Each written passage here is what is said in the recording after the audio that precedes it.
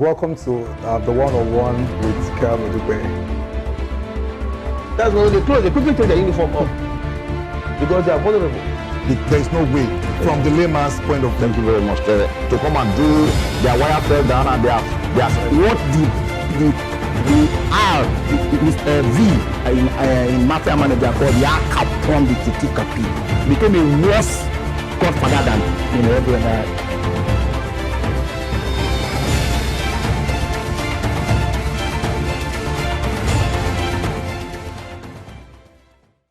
Good morning. Welcome to 101 on TSN Nigeria TV. I have with me this morning do I use the word PDP Faithful now? Because I've not seen a party member that is not a faithful. Even if once you guys are aggrieved, you tend to jump ship to the other political party. You understand? I have with me a very regular on our show, the person of Honorable Elvis Akpobi. Honorable Elvis Akpobi is the executive director of the Not Too Young to Lead initiative. I guess I'm right. He is also a special assistant to the Delta State governor. Privileged special assistant. Okay, privileged special assistant to the Delta State governor on youth development, and also a very strong party man. Should I start by congratulating you guys? It's been a long time you guys experienced this kind of victory. Yes. Because the Osun election has come and gone, and your party seems to be enjoying the moment. Like the interview that was granted one of the APC governors yesterday on Channels TV, he said something. He said, "Come on, that most of the election results in Osun State usually end in the court. So why is everybody happy that they have another opportunity to prove who the winner is? But at least for the now, congratulations, Mr. Honorable Helvis. Thank you. It's a victory for the people of Osun State. Okay, people of Osun State or your party? No. The people of Osun State. Yes, because we're there to, the victory is to make them happy and provide a better Osun State for them. Great. You know what I like about election and election results is that when you're interviewing the person that is on the winning side, there's this smile, there's this glow on their face. And I've discovered one thing about politics in Nigeria is that we always have sore losers. Whenever the thing doesn't go your way, you tend to discredit the process. INEC used to be very credible as far as APC is concerned. But what happened in Osun, it seems to be concerned, with the way the election was conducted. Overall, how are you going to? I know you are going to say INEC did a great job, but let's just hear from you. What's your assessment with INEC performance so far on Saturday? I'm overwhelmed with joy since that day. Oh, INEC did a great job. This is a perfect job. Oh, perfect. See what I said? And when the thing swings in our favor, the system is confirmed okay. But let me reiterate that before I'm a party man, I'm a Nigerian. Okay. And the goal is to make Nigeria better. The goal is to make that Nigeria dream where there's an enabling environment, where I can drive without potholes, where there's equal opportunities, irrespective of social strata, where I won't need to escape Nigeria to become someone that packs snow in a Western country, where I need to make being in Nigeria synonymous to greatness before I'm a party man. Okay. Yeah. For the very first time, I saw your party applauding President Muhammadu Buhari. For the very first time, I saw the way people were shouting. President Buhari has congratulated the governor-elect of Osun State. Come on, don't you think you guys are just being one-sided? And when it's we're not one-sided. So Buhari can do something good. Can something good come out from Buhari? President Buhari? I always tell people, okay, I'm a party man, okay, but I want a better Nigeria. Good. I'm a privileged essay to the governor. That means I'm a PDP member. Okay. But that does not mean, there's one of my quote that says that people make up party, and the mindset of the people is these people is a reflection of the country we've gotten. And you can't change something from afar. In PDP, fine, we might have our hiccups and our inadequacies, but with a conglomeration of people like us, young people like us who believe in the Nigeria dream, we can change that impression about PDP. Okay. You can't be outside PDP and say you want to change things. You have to get involved. That's why I keep advocating that people should get involved in political parties. Okay, now, some persons, school of thought, they have the opinion that the reason why President Buhari seems to be upholding the kind of credible election that we tend to see these days because he doesn't have anything at stake. That for President Buhari, when he has a stake in a particular thing, he go all out. But because he doesn't have anything at stake, he's tired. Like he said he's tired, he wants to return back to his home and relax. Don't you think that's the reason why? Is this more of a legacy thing or the nature of President Buhari? As a Nigerian, I'm not yet to romance President Buhari's ego. Okay. You are here as the CEO of this company. You might want this company to drive in a particular, but the people you appoint, if their mindset is not in sync with what you want, it will not go that way. I always tell people, irrespective of difference in political party, that the Buhari I see wanted a better Nigeria. Oh, but the great. people he appointed wanted their stomach Nigeria. Great. And that's why we are where we are today. Okay. Because when you appoint people who want to place their personal interest first before national interest, that is where we got here. Yes. So for me, as much as I will applaud Buhari, and I pray the next president of this state should be Atiku Abubakar. Okay, we're not no, I'm just saying, in as much as I applaud him and I pray and I wish it should be Atiku Abubakar. Okay. So don't you feel that the same thing that happened to Buhari will happen to your principal? I pray it should look deep when that victory comes. It should look deep and appoint people who will place national interest first before personal interest, because that's the only way we can get the Nigeria dream. Okay, don't you think this issue of party system in Nigeria is one of the cause of what you just said? The situation when I get into power, the political party have to assist me in getting who I have in my cabinet. Don't you think it's one of the issues? Yes, I believe that to make Nigeria better has nothing to do with being on this party and on this party. It has a lot to do with people who knows that this man is incompetent. And you can't, even if you dress him up with all shades of competence, we know this person is still incompetent and still unacceptable. So I believe that as a president, when you win, in as much as you patronize your party, there's some critical positions where you need competent hands to drive your dream. Every president should gravitate towards that. People will complain, the party will be like, it's like this, but it's not about the party, sorry. It's about the Nigeria people whom you've pledged allegiance to protect their lives, give an enabling environment, and make them thrive to be successful people. Okay, now, Honorable Elvis, you see, you just said something now about the Nigerian people. It's very expensive winning an election in this country. If we want to sit down and do the mathematical calculation to see how much was thrown into the Osun election, is enough to settle us for them to return back to school. That's true. For students to return back to school. We got reports on that election day, people were giving that as much as 20,000 naira for you to just cast your vote. One vote, 20,000. Multiply by the number of votes that each of these candidates had. You discover that it's expensive. And the persons that have this money to invest, because politics is about investments. If I'm a member of this party, I'm investing to bring you into power. Don't you think I should have return for my investment? Maybe I'm just talking like a smart investor now. I understand what you say, but let's not forget that the taste of the food is in the eating. And if you agree with me, the fact that the APC government have chased a lot of multinationals out of this country, everybody that is idle is teaching towards politics and how their well-being. They know that. But we're talking about chasing multinationals of this country. This is not the first time we're having. Even in it used to be like that. It became worse. Okay. Let me tell you something. We always say the likes of them, Uzo Kalu, James Ibori, they got into power at a very young age. Yeah. Do you know why they were able to do that?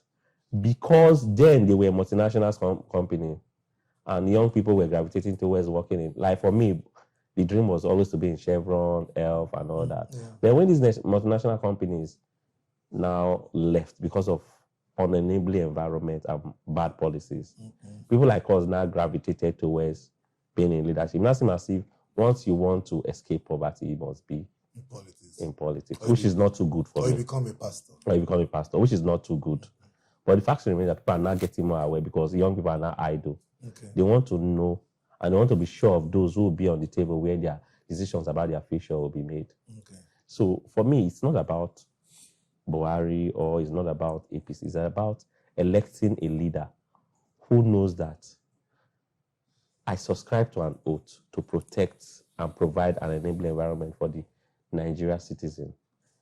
Yeah, there were times they said young Nigerians are escaping Nigeria. The people need to, getting a passport becomes very, very tedious. If the environment, if you create an enabling environment where the land seems greener here, nobody will escape Nigeria because these people escaping Nigeria, they're not going to do anything good back there.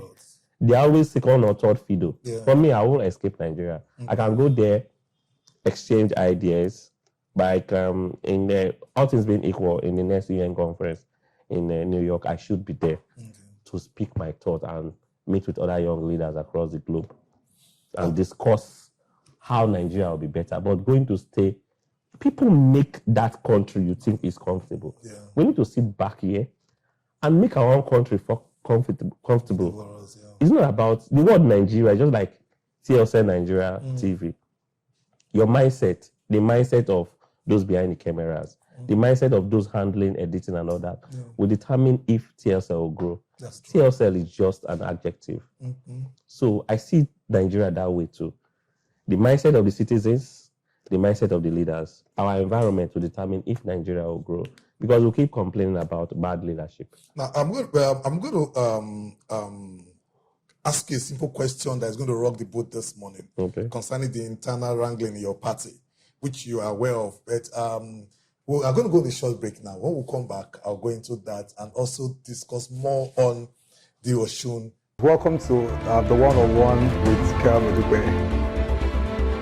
That's why when they close, they quickly take their uniform off because they are vulnerable. There is no way, from the layman's point of view. Thank you very much. To come and do their wire fell down and their what the R is a V in mafia manager called the Akpobi the Titikapi became a worse godfather than every other.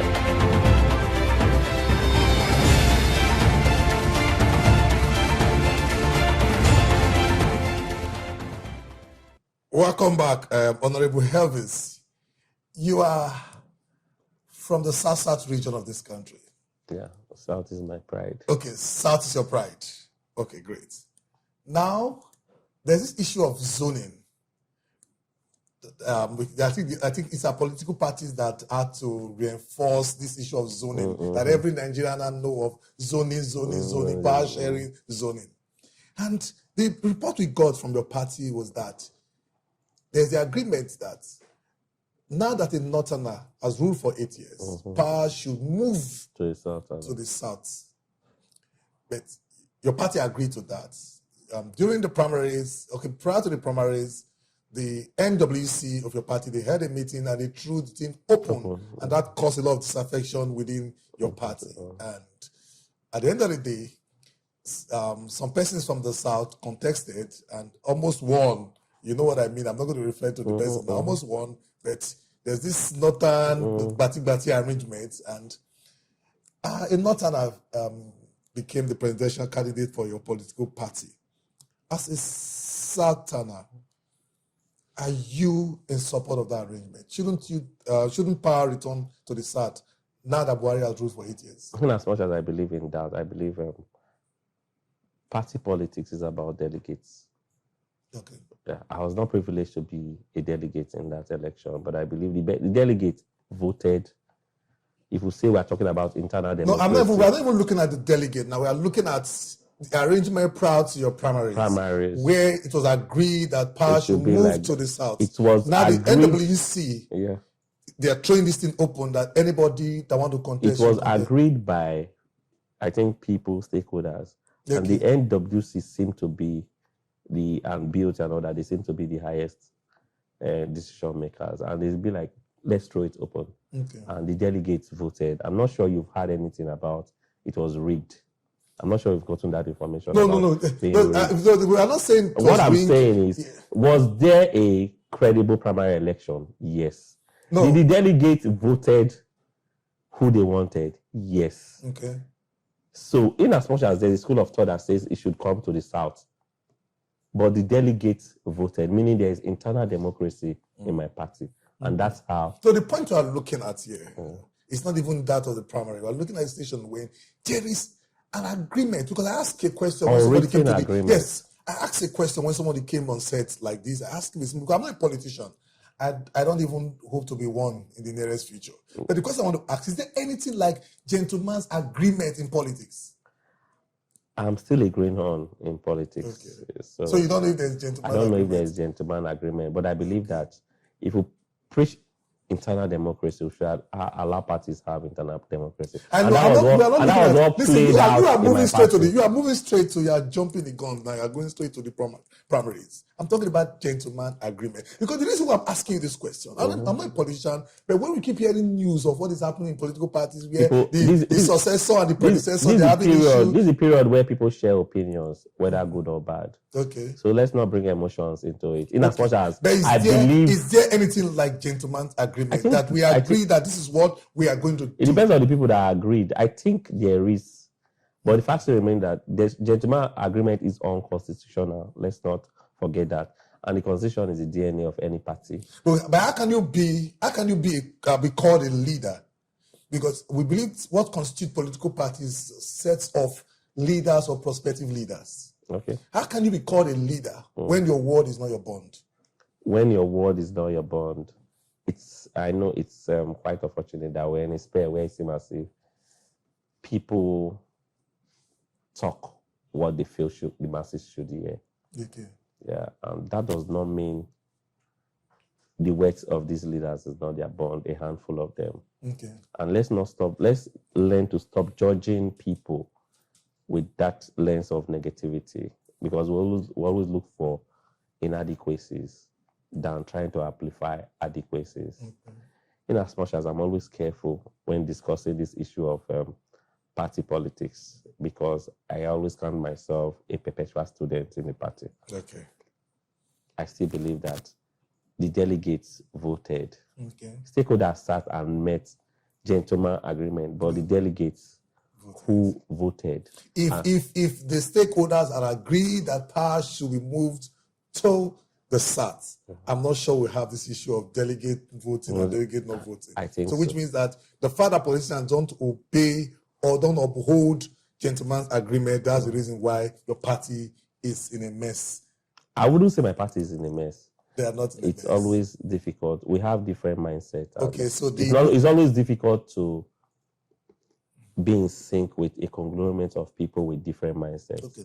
Yeah. Are we going to move straight? We always have our differences. But in the long run, we'll have a middle ground. So what happened to the search for a VP for your party? I know you are happy because you are only on the winning side. You are happy because your principal was made. Let's not forget that okay. Back in Delta State, I think I always tell people what we advocate for young people have to do with capacity, character, and competence. Okay, and which your principal which have my all principal of that. have. But the question is this: it's talking about agreement, not talking about committee, talking about committee. What Governor Thoms told us, the governor of Benue State told us, was that a committee was set up. Okay.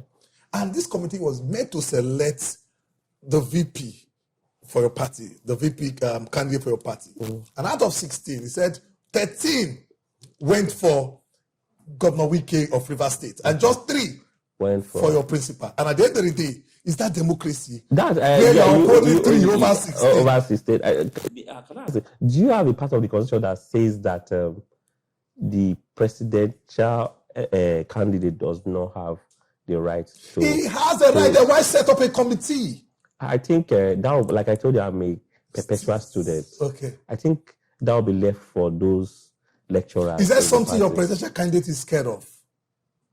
I don't know. I think maybe whenever I'm privileged to ask him, I will ask him this question. Whenever I'm privileged to be with him, I'm asking this question. Okay. But the fact remains that he selected a VP with character, capacity, which and the other person doesn't have. I've not said so. I'm not that close to the other person, but I know. You work closely with this I've worked closely with. He has character, capacity. But and if we're going to competence. go by the decision of the committee, which means that we're having an unpopular person as the VP candidate, because the committee that was set up, it's a microcosm of your entire party.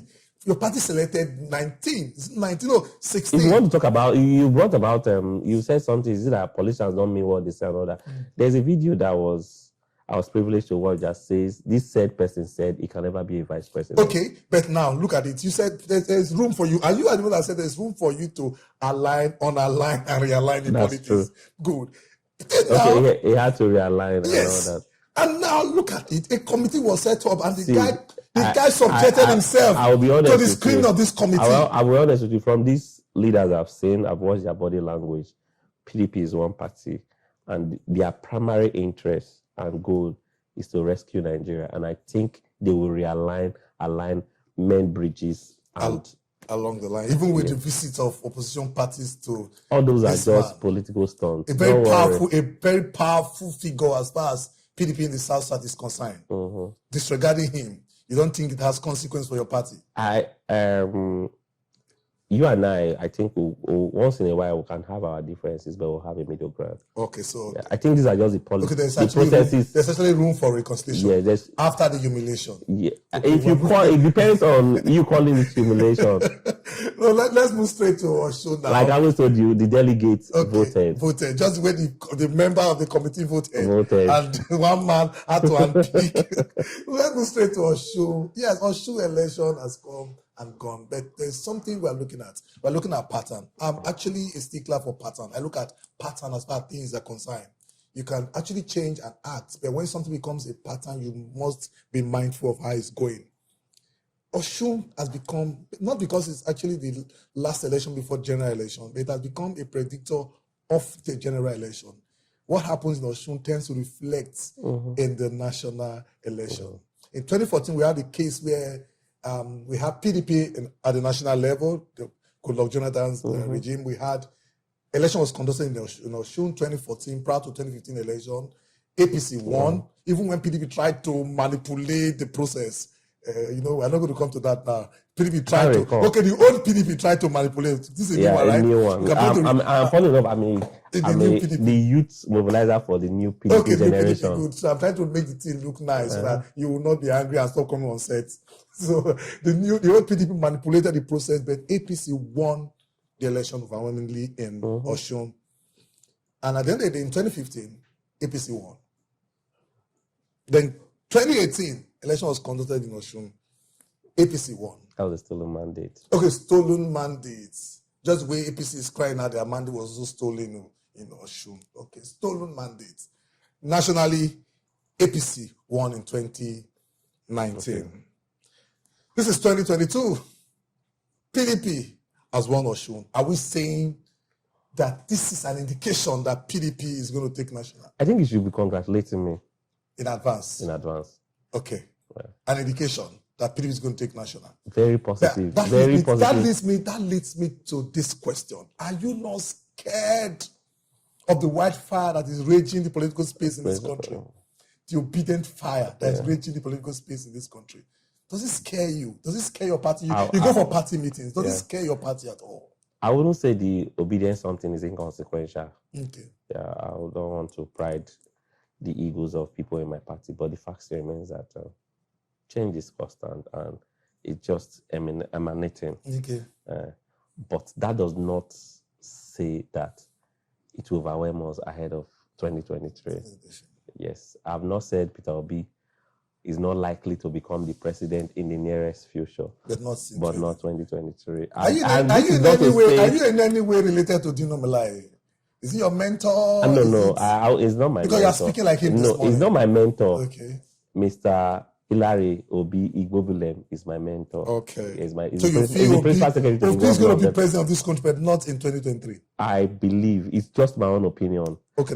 And I'm happy too that young Nigerians are getting involved in the issues that have to do with the people that becomes their leaders. I was watching, sorry to cut you short, I was watching the news a few days ago and someone was actually giving an analysis and the guy was able to turn my mind and realign my thinking, and I became scared for the obedient movement. When he was analyzing it, let us know that in Nigeria, you don't vote for people. You actually vote for the party. And there is no slot for a person on the ballot paper. It's actually the party.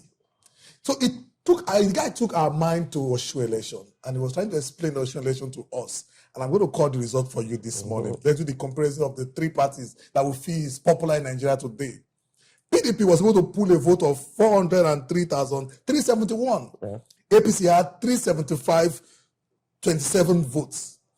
Do you want me to tell you the amount of votes that Labour Party pulled in that election? I'm sure as an indigenous of Delta State, if you go to Osun to contest in that election, I'm sure you're going to pull something bigger than what we saw.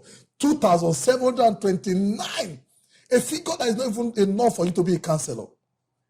And that's what I told you. So the question is what the guy said. The guy was saying that it's good, but it's good for us to have this obedient movement everywhere. But the results that win election does not happen in the city centers. It actually happens in the hinterland, where they only know political parties because of the structure that these parties they have in those areas. What is your view about this? That's why I told you that Atiku Abubakar will be the next president by God's grace. But that does not mean you have to do away with the obedience movement. Yeah. I think they are trusting the process. Maybe in the nearest future, they will metamorphose to become one of the key stakeholders in the system. But like I said, the aim is to make Nigeria better. And I see an Atiku Okowa ticket making Nigeria better because they already know. I'm glad this obedient movement is coming in. So when they come on board, they know they need to change the narrative, change the impression that Nigerians have about PDP or maybe other leaders that have been in the system before now. You see the last election where Akpobi in Osun State, Akpobi governor, just because I feel the people feel that he didn't deliver much, they elected PDP. And I'm not sure the Atiku Okowa that I know will want that. So they will give Nigeria the promises they made. Should they win, and I pray they win. Now, growing up in this country, we've had issues of insecurity. Yes, we have armed robbery attack. Those going on the highway, you see robbers who attack you, snatch your car. We had little of kidnapping in the southeast, not as. But in the past few years, this issue of Fulani, banditry has become an issue, a national issue that everybody seems threatened. I'm sure when you were coming, you prayed in your house before coming down to throughout the journey, you were singing worship songs so that your journey can be a smooth one. Because they can come from anywhere and attack your vehicle. And your principal, the presidential candidate of your party, is a Fulani man. Not just a Fulani man. A lot of persons feel that it's a spineless Fulani man, spineless because of the issue of Deborah. That something happened. A northern Christian was killed. Everybody started lending their voice to the issue. And the tweets came up from your Twitter handle. And the moment you tweeted in solidarity that said this shouldn't have happened, they started attacking, the northern Muslims started attacking you. You will not vote for you. The next thing the tweet was deleted and you came up with another one to say, that tweet was not from me. Are you not sure that Nigerians, they are looking closely, that if we let this man, another Fulani man, it will embolden the Fulani to even do more than what they are doing now? Let's start with the fact that I can't, let me use Nigeria as an example. You being in Nigeria, there's this thing out there when you are at the point of entry in other countries, when you say you're a Nigerian, it's like wearing the burden of suspects. Yeah. But as far as I'm concerned, I know Mr. Kere is not a bad citizen of Nigeria. Yeah. So that someone created a negative stereotype about Fulani does not make an Atiku a bad Fulani person. I'm not saying it's a bad one. I'm still going somewhere. Okay. He talked about the tweet. He said that tweet was not from him. Why not respect the man, his opinion, and when he tells you that tweet was not from him? Because the insecurity is affecting everybody. It's affecting all strata of life. And a lot of persons, the mobile policemen guiding one citizen today. Did you check the tweet? I'm coming. Did you read the tweets? I didn't read you. I'm working with what you Okay, said. now did you read the tweets? What is there in the tweets that a presidential candidate will have to delete? A tweet that is in solidarity, that come on, I don't like what you have done. This is bad. Think what I think I would do is, I have in my perpetual student zone, I've learned not to judge people from the lens of bias. Okay. I think when I'm privileged to be with him, I will ask him some questions on this issue, and I'll be back here to discuss and elaborate more on it. For now, Nigerians should remain with their opinion about him. That it seems, because a lot of Nigerians are saying that he's spineless. If you can't hold up and tell them that this thing you've done is bad, that's leadership. For you to be a leader, you must be strong. You must be seen to be strong. Why do we always amplify negativities of people as Nigerians? No, nobody. This is a man that has been a top customer officer. Yes. This is a man that stood against his supposed boss as a president, third term bid. Great guy. But we're looking about the issue. We're talking about the issue of the now. I'm still going somewhere. He's a man that has companies both in the south. Great guy. That is employing young Nigerians. I've done a lot for this country. How come the same energy we put into trying to talk about that tweet, we don't put that same energy into trying to say this man is a unifier? You know why we are saying this? If he becomes president tomorrow, Tiala will come for him. You understand me? You are speculating. Yes. Will he be able to, just where they've come for previous administration, will he be able to withstand threats from this association? I think he will. The article I know will. I think young Nigerians should hold me responsible for that. Okay, that's how far we will go for this show this morning. I hope Nigerians have enough confidence to vote in your principal as a leader. But the truth is this. We believe among all the presidential candidates, there's no one that which are bad for Nigeria. If you check all their manifesto, they all want Nigeria to be the best place to live. They all want Nigeria to be good for themselves, their children, and their children. I've seen their manifesto, but it's the capacity to deliver on these promises that it seems to be lacking. But the truth is this, because this is TSA Nigeria, there's only one thing we can do: may the best man win. Thank you very much, Mr. Thank you for having me. It's always a pleasure. Thank you. This is how far we can go on the show this morning. I want to please follow us on all our social media platforms, Facebook, Instagram, YouTube, at TSA Nigeria. Please, we don't just want you to watch. Do well to share this video across all platforms. Let it get to the presidential candidate. Let even Atiku know what Mr. Helvis is doing for him as far as his election bid is concerned. Thank you very much. Stay connected to TSL Nigeria and get updates on the go all day, every day. Subscribe to our YouTube channel on TSL Nigeria Space TV and join our online family.